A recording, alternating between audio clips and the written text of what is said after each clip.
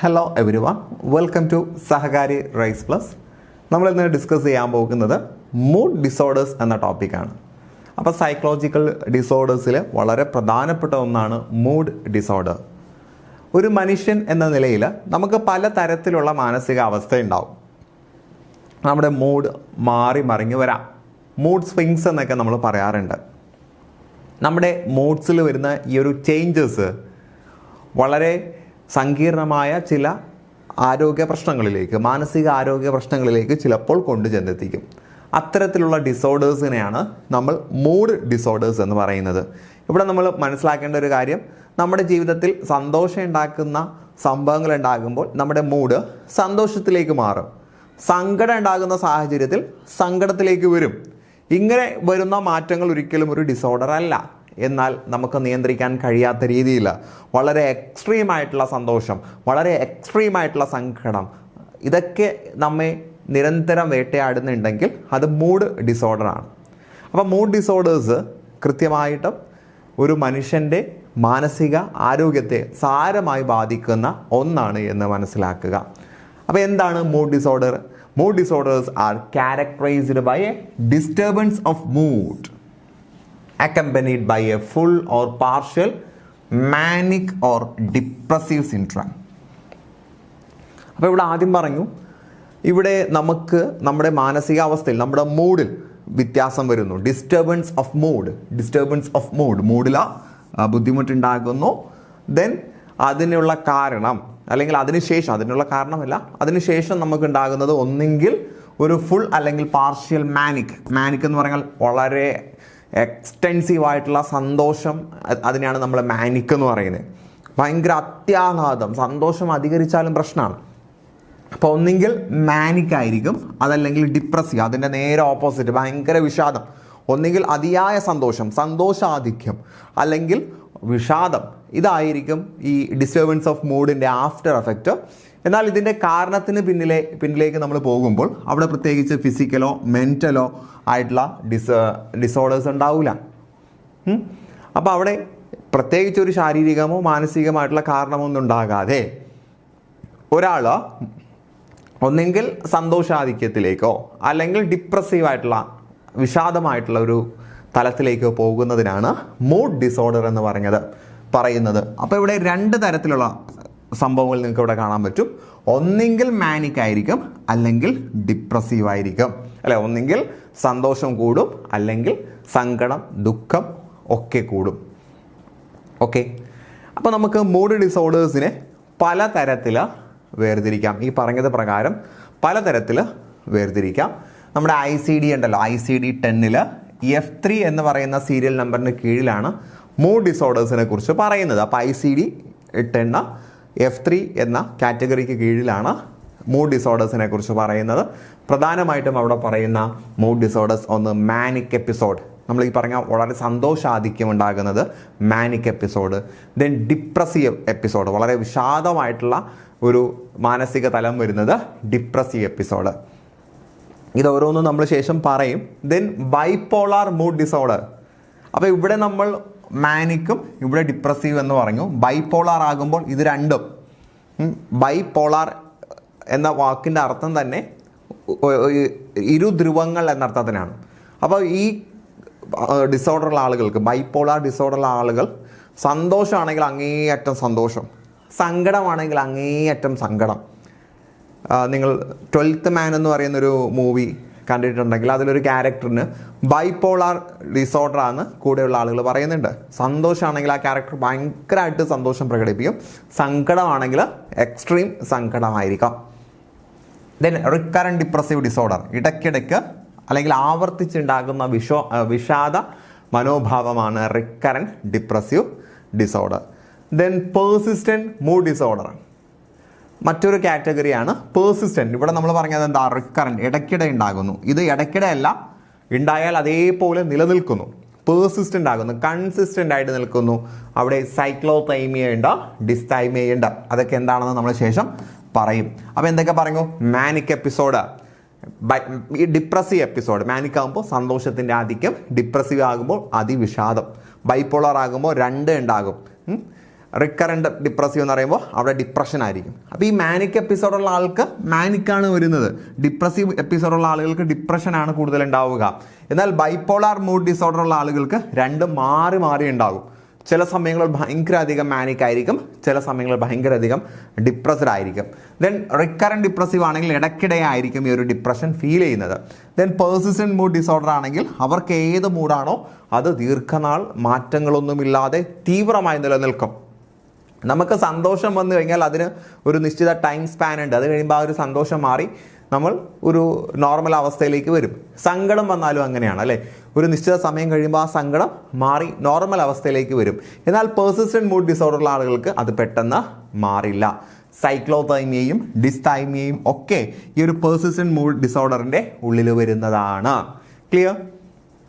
അത്തരത്തിലുള്ള പല mood ഡിസോർഡേഴ്സിനെയും ICD-10 F3 രേഖപ്പെടുത്തിയിട്ടുണ്ട്. ഇനി മൂഡ് ഡിസോർഡർ ഉണ്ടാകാനുള്ള കാരണം, അതിനാണ് എറ്റിയോളജി എന്ന് പറയുന്നത് കേട്ടോ. രോഗം ഉണ്ടാകാനുള്ള കാരണത്തെയാണ് നമ്മൾ എറ്റിയോളജി എന്ന് പറയുന്നത്. The etiology of mood disorder is currently unknown. കൃത്യമായിട്ട് നമുക്കറിയില്ല എങ്കിലും പല തരത്തിലുള്ള തിയറീസ് പറയുന്നുണ്ട്. ഈ പലതരത്തിലുള്ള മെൻ്റൽ ഡിസോർഡേഴ്സിൻ്റെയും റീസൺ നമുക്ക് എക്സാക്റ്റ് പറയാൻ പറ്റില്ല. എക്സാക്റ്റ് പറയാൻ പറ്റില്ലെങ്കിലും പല തിയറീസും അതിൻ്റെ പിന്നിലുണ്ട്. ബയോളജിക്കൽ തിയറി പറയുന്നത്, ബയോളജിക്കൽ തിയറി എപ്പോഴും ഒരു അസുഖത്തിൻ്റെ പിന്നിലുള്ള കാരണം ബയോളജിക്കലാണ് എന്നായിരിക്കും പറയുക. അപ്പോൾ ജെനറ്റിക് ഹൈപ്പോത്തസിസ് അഥവാ ജെനറ്റിക് ഫാക്ടേഴ്സാണ് ഒരു വ്യക്തിക്ക് മൂഡ് ഡിസോർഡർ ഉണ്ടാക്കാൻ കാരണം. ഒരു വ്യക്തിയുടെ ജെനറ്റിക് ഫാക്ടേഴ്സ്. അപ്പോൾ അച്ഛനും അമ്മയും അല്ലെങ്കിൽ മുത്തശ്ശന് അല്ലെങ്കിൽ ഗ്രാൻഡ് പാരൻസിന് ആർക്കെങ്കിലും മൂഡ് ഡിസോർഡേഴ്സ് ഉണ്ടെങ്കിൽ കുട്ടികൾക്ക് മൂഡ് ഡിസോർഡേഴ്സ് ഉണ്ടാക്കാനുള്ള സാധ്യത വളരെ കൂടുതലാണ്. ഇതാണ് ബയോളജിക്കൽ തിയറീസ് പറയുന്നത്. ദെൻ ഇനി ബയോ കെമിക്കൽ തിയറീസ്. അപ്പോൾ ബയോളജിക്കൽ തിയറീസ് എപ്പോഴും നമ്മുടെ ജെനറ്റിക് ഫാക്ടേഴ്സ് അസുഖമുണ്ടാകാൻ കാരണമാണ് എന്നാണ് പറഞ്ഞു വെക്കുന്നത്. ഇനി ബയോ കെമിക്കൽ തിയറീസ് ആകുമ്പോൾ അവിടെ അവർ പറയുന്നത് ഏതെങ്കിലും നിശ്ചിത ഹോർമോണുകൾ, നമ്മുടെ ശരീരത്തിൻ്റെ ഉള്ളിലുള്ള പല ബയോ കെമിക്കൽ സബ്സ്റ്റൻസ് ഉണ്ട്, അവയുടെ കുറവോ കൂടുതലോ ആയിരിക്കാം ചില ഡിസോർഡേഴ്സ് ഉണ്ടാക്കുന്നത് എന്നാണ് അവർ പറയുന്നത്. അപ്പോൾ ഇവിടെ നിങ്ങൾ നോക്കൂ, a deficiency of norepinephrine and serotonin has been found in depressed patients and they are elevated in mania. Depressed ആയിട്ടുള്ള പേഷ്യൻസിൽ കണ്ടുവരുന്ന പ്രവണത അവരിൽ നോർപൈൻഫ്രൈനും സെറോട്ടോണിൻ എന്നും പറയുന്ന ബയോ കെമിക്കൽ സബ്സ്റ്റൻസ് കുറവായിരിക്കും, കൂടുതലല്ല ഡെഫിഷ്യൻ്റ് ആയിരിക്കും എന്നാണ് പറയുന്നത്.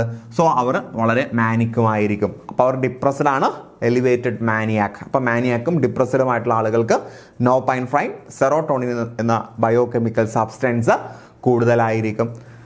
Then dopamine, GABA, acetyl choline ഇവകളും ഒരു വ്യക്തിയുടെ മൂഡ് അല്ലെങ്കിൽ ഡിപ്രഷൻ അല്ലെങ്കിൽ മാനിയക് തീരുമാനിക്കുന്നതിൽ നിർണായക ഘടകമാണ്. അപ്പോൾ നോർപൈൻഫ്രൈൻ, സെറോട്ടോണിൻ ഇവകൾ രണ്ടും കുറയുക, അതുപോലെ ഡോപ്പമിൻ, ഗാബ, അസറ്റൈൽ കോളിൻ ഇവയുടെ അളവിൽ വ്യത്യാസം ഉണ്ടാവുക. അതിൻ്റെ നോർമൽ എന്ന അളവിൽ നിന്നും വ്യത്യാസം വന്നു കഴിഞ്ഞാലും ഒരാളിൽ എന്തുണ്ടാകും? മൂഡ് ഡിസോർഡർ ഉണ്ടാകുമെന്നാണ് ബയോ കെമിക്കൽ തിയറി പറയുന്നത്. ഇനി സൈക്കോ സോഷ്യൽ തിയറിയിലേക്ക് വരുന്ന സമയത്ത് അതിനകത്ത് നമുക്ക് സൈക്കോ അനലിറ്റിക് തിയറി സിഗ്മണ്ട് ഫ്രോയിഡിൻ്റെതാണെന്ന് അറിയാം. അദ്ദേഹം പറയുന്നു depression results due to loss of a loved object. നമുക്ക് ഇഷ്ടമുള്ളൊരു കാര്യം നഷ്ടപ്പെട്ടു കേട്ടോ, നമുക്ക് ഇഷ്ടമുള്ളൊരു കാര്യം നഷ്ടപ്പെട്ടു. And fixation in the oral sadistic phase of development. Sigmund Freud psycho analytic അപ്രോച്ചിൽ പറയുന്ന സംഭവമാണ്. പലപ്പോഴും സൈക്കോ സെക്ഷൽ ഡെവലപ്മെൻറ്റൽ സ്റ്റേജസിൽ സക്സസ് ആയിട്ട് മറികടക്കാൻ പറ്റാത്ത കുട്ടികൾ ഒരു നിശ്ചിത സ്റ്റേജിൽ സ്റ്റക്കായി പോകും. അപ്പോൾ നമുക്ക് ഇഷ്ടപ്പെട്ടത് നഷ്ടമാകുന്ന സാഹചര്യത്തിൽ ഫിക്സേഷൻ, ഒരു ഡെവലപ്മെൻറ്റൽ സ്റ്റേജിൽ പ്രത്യേകിച്ചും ഈ ഓറൽ സാഡിസ്റ്റിക് ഫേസിൽ ആൾ സ്റ്റക്കായി പോകും. So in this model mania is viewed as a denial of depression. So ഇവിടെ ഡിപ്രഷനെ ഡിനൈ ചെയ്യാൻ ആൾ ശ്രമിക്കും. എനിക്ക് ഡിപ്രഷൻ ഇല്ല, എനിക്ക് വിഷാദഭാവമില്ല എന്ന് ഡിനൈ ചെയ്യാൻ, നിരസിക്കാൻ ആൾ ശ്രമിക്കുന്നു. അത് എന്തിലേക്ക് എത്തിക്കും? Mood disorder. എനിക്ക് സങ്കടമാണെങ്കിൽ ഞാൻ അംഗീകരിക്കണം എനിക്ക് സങ്കടമാണ് എന്നുള്ളത് അല്ലേ. പക്ഷേ ഒരാൾ ഡിപ്രസ്ഡ് ആണ്, അതിനെ അയാൾ നിഷേധിക്കുകയും കൂടി ചെയ്തു കഴിഞ്ഞാൽ അത് വലിയ പ്രശ്നത്തിലേക്ക് വന്നെത്തിക്കും. അപ്പോൾ സിഗ്മണ്ട് ഫ്രോയിഡ് പറയുന്നത് ലോസ് ഓഫ് ലൗഡ് ഒബ്ജക്റ്റ് അതുപോലെ ഒരാൾ നിശ്ചിത സൈക്കോസെക്ഷൽ ഡെവലപ്മെൻ്റൽ സ്റ്റേജിൽ സ്റ്റക്കായി പോകുന്നു. അദ്ദേഹത്തിൻ്റെ 5 സൈക്കോസെക്ഷൽ ഡെവലപ്മെൻ്റൽ സ്റ്റേജൊക്കെ നമ്മൾ പറഞ്ഞിട്ടുള്ളതാണ് തുടക്കത്തിൽ. അപ്പോൾ അതിലേതെങ്കിലും ഒരാൾ സ്റ്റക്കായി പോയി, അങ്ങനെ വന്നു കഴിഞ്ഞാൽ മൂഡ് ഡിസോർഡർ ഉണ്ടാകും. ഓക്കെ, അപ്പോൾ ഇവിടെ in this model mania is viewed as a denial of depression. ഇവിടെ മാനിയ കേട്ടോ, മാനിയാക്ക് എന്ന് പറയുന്നത്. അപ്പോൾ ഇവിടെ 2 കാര്യം പറഞ്ഞു. ഡിപ്രഷൻ ഉണ്ടാകാനുള്ള റീസൺ ആണ് ആദ്യം പറഞ്ഞത്. ഡിപ്രഷൻ ഉണ്ടാകാനുള്ള റീസൺ ഇഷ്ടപ്പെട്ടത് നഷ്ടമാവുക, ഫിക്സേഷൻ സംഭവിക്കുക. 2 മാനിയ ഉണ്ടാകാനുള്ള കാരണം ഒരാൾക്ക് ഇഷ്ടമുള്ളത് നഷ്ടമായി, എന്നാൽ അയാൾ ഞാൻ ഡിപ്രസ്ഡ് അല്ല എന്ന് വാദിക്കുന്നു. അങ്ങനെ അയാൾ മാനിയക്കായി മാറുന്നു. അപ്പോൾ സങ്കടം ഉണ്ടാകുമ്പോൾ ഇയാൾ എന്ത് ചെയ്യും? സന്തോഷം പ്രകടിപ്പിക്കും. അതും പ്രശ്നമാണ്. സന്തോഷം ഉണ്ടാകുമ്പോൾ സന്തോഷം പ്രകടിപ്പിക്കണം, സങ്കടം ഉണ്ടാകുമ്പോൾ സങ്കടം പ്രകടിപ്പിക്കണം. നേരെ ഓപ്പോസിറ്റ് വന്നാൽ അയാൾ മാനിയക്കാകും. ക്ലിയർ? ഇനി ബിഹേവിയറൽ തിയറിയിൽ പറയാൻ സാധ്യതയുള്ളത് നമ്മുടെ സ്വഭാവം, നമ്മുടെ പ്രതികരണം ഒക്കെയാണ് ഒരു അസുഖത്തിന് കാരണം എന്ന ഒരു തിയറിയിലേക്കാണ് അവർ പോകുന്നത്. So this theory of depression connects depressive phenomena to the experience of uncontrollable events. നമുക്കൊട്ടും നിയന്ത്രിക്കാൻ കഴിയാത്ത ഒരുപാട് സംഭവ വികാസങ്ങൾ നമ്മുടെ ചുറ്റും നടക്കുന്നുണ്ട്. ഉദാഹരണം, കാലാവസ്ഥാ വ്യതിയാനം നമുക്ക് നിയന്ത്രിക്കാൻ പറ്റുമോ? പറ്റില്ല. അതുപോലെ മറ്റൊരാളുടെ പെരുമാറ്റ രീതി, അത് നമുക്ക് നിയന്ത്രിക്കാൻ പറ്റില്ല.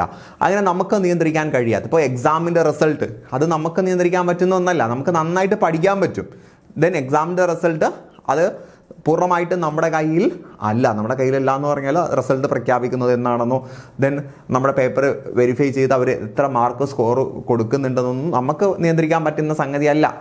നമ്മൾ എഫേർട്ട് ഇടുന്നതിൻ്റെ റിസൾട്ട് നമുക്ക് കിട്ടും. ആ രീതിയിലല്ല ഞാൻ പറഞ്ഞത്. അപ്പോൾ പലപ്പോഴും നമ്മുടെ ചുറ്റുപാട് നടക്കുന്ന കാര്യങ്ങൾ ഒരിക്കലും നമ്മുടെ കൺട്രോളിലല്ല. ഇത്തരം കൺട്രോളബിൾ അല്ലാത്ത ഈവൻസ് നമ്മുടെ മനസ്സിനെ സങ്കടപ്പെടുത്തുന്നുണ്ടെങ്കിൽ അത് ഡിപ്രഷനിലേക്ക് കൊണ്ടുപോകും. According to this model, depression is conditioned by repeated losses in past. അപ്പം ഒരാൾക്ക് നിരന്തരം നഷ്ടങ്ങളാണ് ഉണ്ടാകുന്നത്.